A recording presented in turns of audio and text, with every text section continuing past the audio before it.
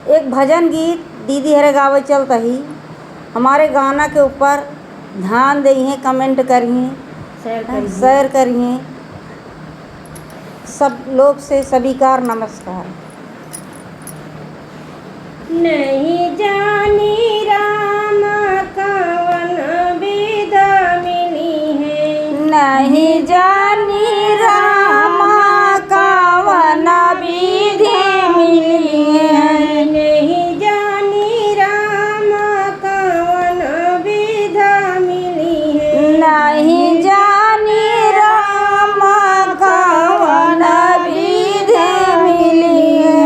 मिली है तो मिली है बालक बन मिली है, मिली है तो मिली है बालक बानी मिली है, मिली है तो मिली है बालक बन मिली है, मिली है तो मिली है बालक बानी मिली है। हाथ कटोरा दूध पियत मिली है, हाथ कटोरा दूध पियात मिली है, हाथ कटोरा दूध पियत मिली है, हाथ कटोरा दूध पियात मिली है। नहीं जानी राम कवन विधा मिली है, नहीं जाने राम कवन विधा मिली है, मिली है तो मिली है साधु बन मिली है, मिली है तो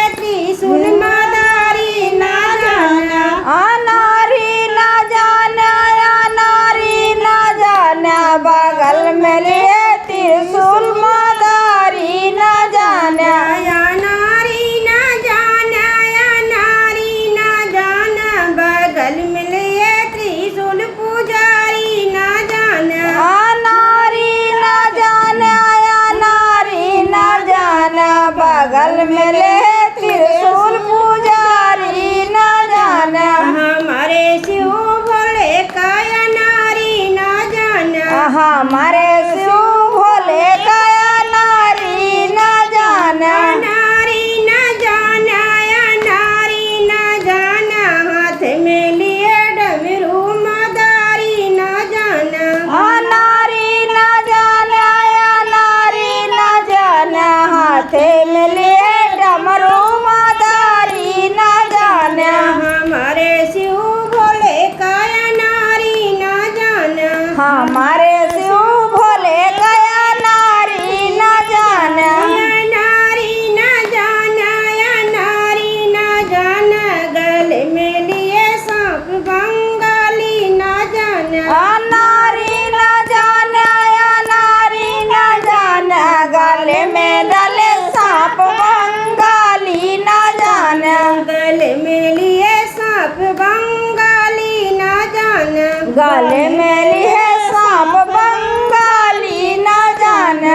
हमारे शिव भोले का नारी न जाना, हमारे शिव भोले का नारी न जाना, हमारे शिव भोले का नारी न जाना।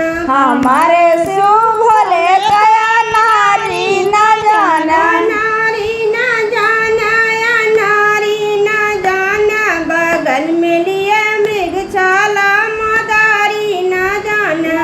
नारी न जाना या नारी न जाना, गले में ले मृगशाल मदारी न जाना। हमारे शिव भोले का नारी न जाना, हमारे शिव भोले का नारी न जाना। नारी न जाना या नारी न जाना, बगल में लिए झोलिया भिखारी न जाना। नारी न जाना या नारी न जाना, बगल में ले झोली भिखारी न जाना। हमारे शिव भोले का नारी न जाना, हमारे